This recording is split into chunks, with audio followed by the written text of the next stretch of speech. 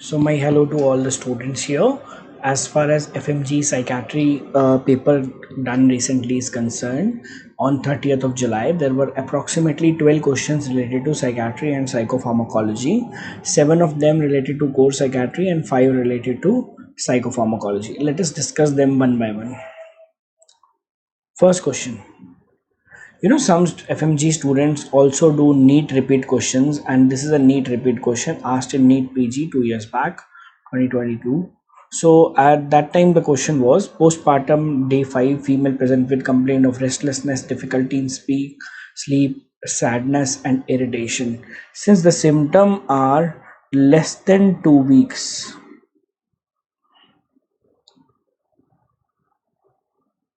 this goes more towards the diagnosis of postpartum blues. Postpartum depression has more than 2 weeks of low mood. There are three conditions in the postpartum period: postpartum blues, postpartum depression, and postpartum psychosis. This condition is postpartum blues. It is a self-limiting condition.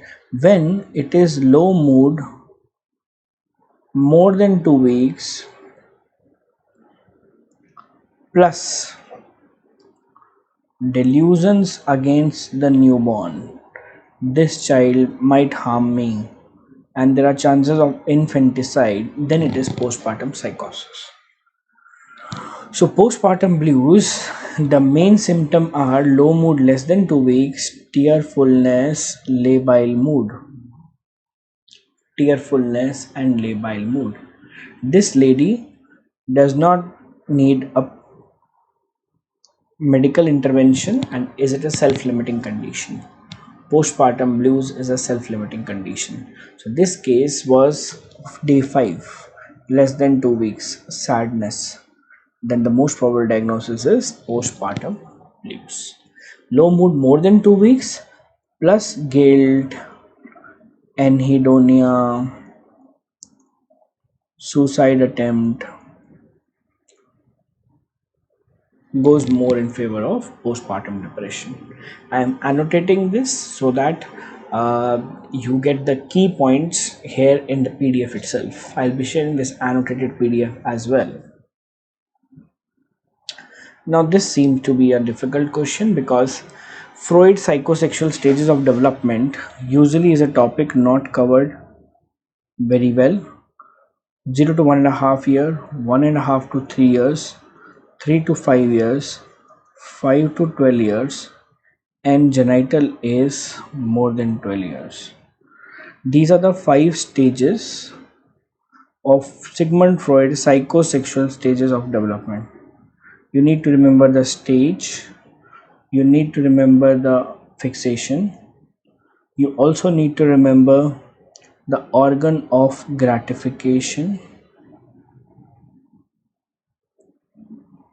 and you need to remember fixation related to this stage. Let us finish it here itself. Psychosexual stages of development. Sigmund Freud gave 5 psychosexual stages of development. You need to remember the stage, the age, the organ of gratification, and the disease linked to fixation. According to Sigmund Freud, child derives sexual pleasure through different body parts. In 0 to 1.5 years, the child derives sexual pleasure through breast sucking and biting. So mouth. So breast sucking and biting give him erotic pleasure. And disease linked to fixation at this stage is schizophrenia, alcoholism, and dependent personality disorder.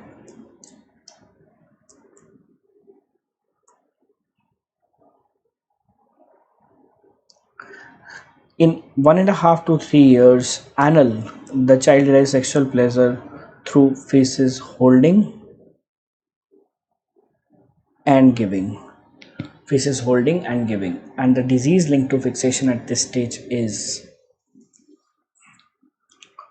OCD, OCPD. And in our question, they asked obsessed. Some students were saying obsessed was there in the question. Some students were saying not there. Even if not there, then also stubborn and frugal.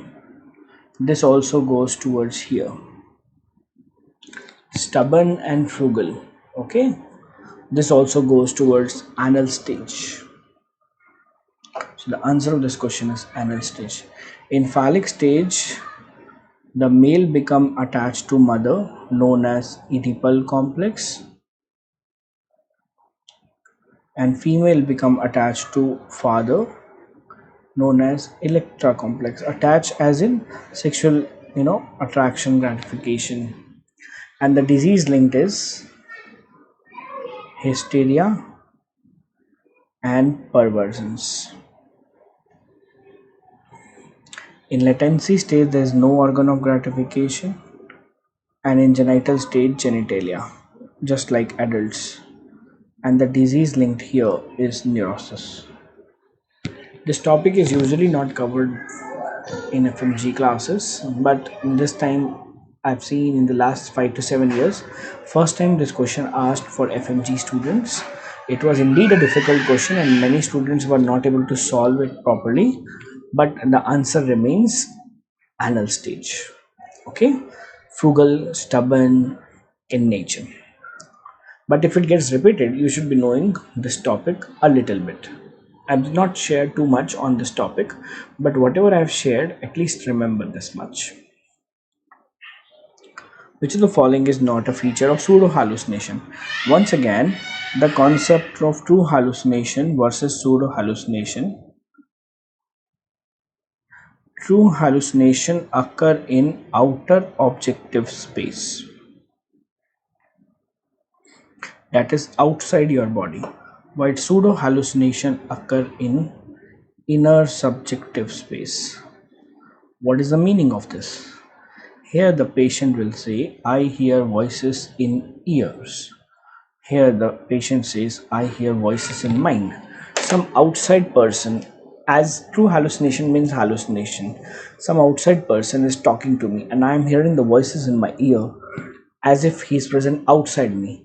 In pseudo hallucination, the patient says an angel is sitting in my abdomen talking to my mind, and only I can hear these voices, you won't be able to. So it is an inner subjective space. What's the main difference between outer objective and inner subjective? Outer objective means outside my body, inner subjective means from within me. In outer objective, the patient says not only me, everybody should be able to see and hear. And in inner subjective, the patient says these voices will be heard only and only by me. In outer objective, the patient will confirm about the voices from other people because they are clear, vivid. These are not clear and not vivid.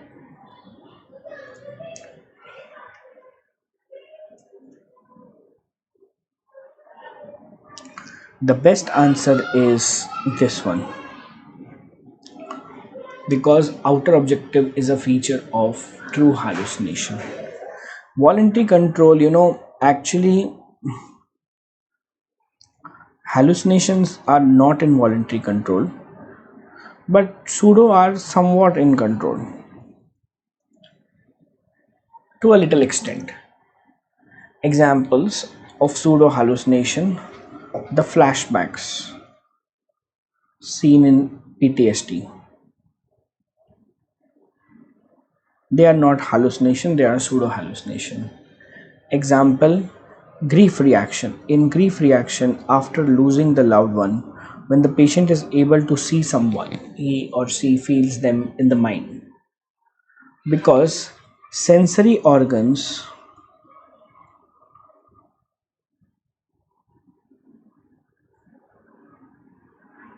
are not involved here, although involved here. Sensory organs are not involved in pseudo hallucination but involved in true hallucination. Next question. Students were knowing what is Capgras syndrome. It is delusion of doubles. When the person believe my family member has been replaced by an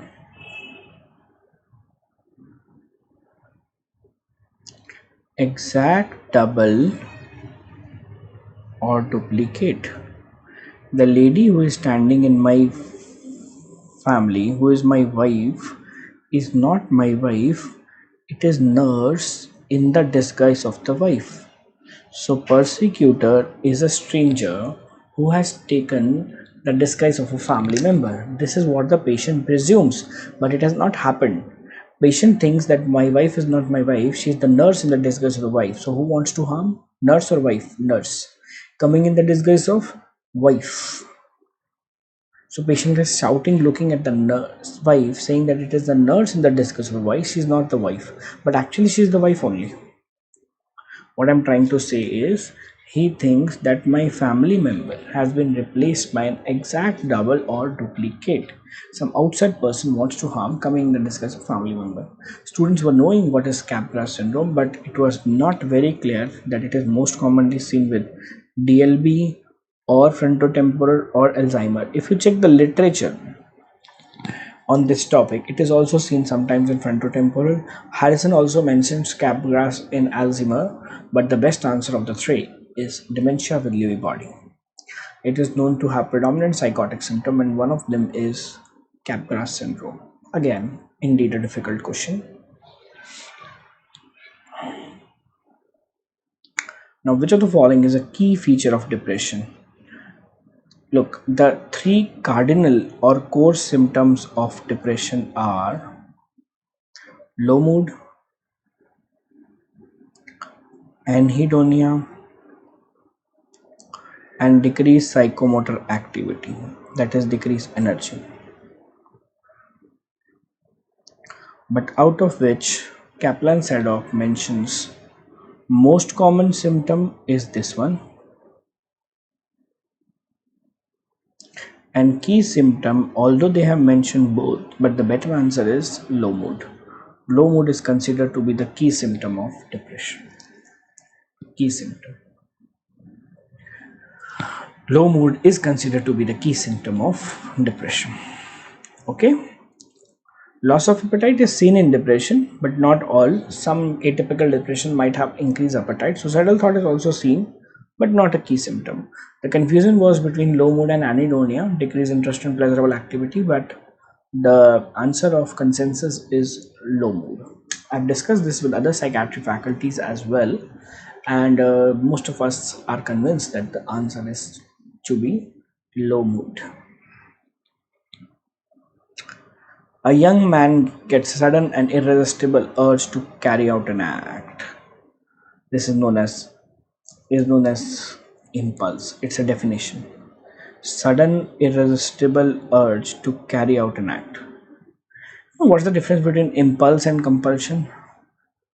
Impulse means unable to stop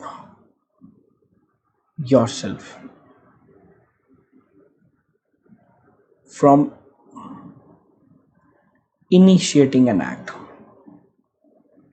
You felt like you are angry on your friend and you slapped him. Impulse. What's compulsion? Compulsion is unable to stop yourself from terminating an act. Means you slapped your friend, he's saying sorry, you again slapped, he's again saying sorry, he said sorry 3 times, but you slapped him 5 times, 10 times, and you're not stopping. You're saying that I will only stop after 10 slaps is done. So if somebody humiliates me, I am compelled to give him 10 slaps, even if I know that I have already slapped him. So you cannot stop yourself. That's why repeated hand washing, 3 time hand washing, otherwise I'll not feel that my hands are clean. Compulsion. Impulse is unable to stop yourself from initiating an act, and compulsion is unable to stop yourself from terminating an act. For those who understand Hindi, अपने आप को किसी काम करने से, शुरू करने से ना रोक पाना इम्पल्स है, और किसी काम को रिपीट करते जाना और एक ख़त्म ना कर पाना कंपल्शन है. Next question on core psychiatry, chronic alcohol use. We already know that chronic alcoholic uses are thiamine deficiency, vision loss, confusion, unsteady gait, ataxia, global confusion, Unable to recall the recent events. This is going towards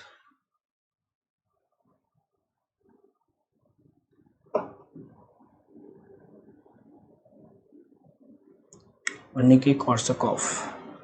Deficiency of thiamine. Alcoholic are very deficient in thiamine. Chronic alcoholic. Thiamine deficiency. Simple question, easy question, mark correct by most of the students. Now there are some questions that were overlapping with pharmacology. I'm sure pharmacology faculty has also discussed these, but still I'm covering them. Female patient with bipolar is on lithium for last 1 year. Which of the following side effect is least likely to occur? Tremors is perhaps the most common side effect of lithium.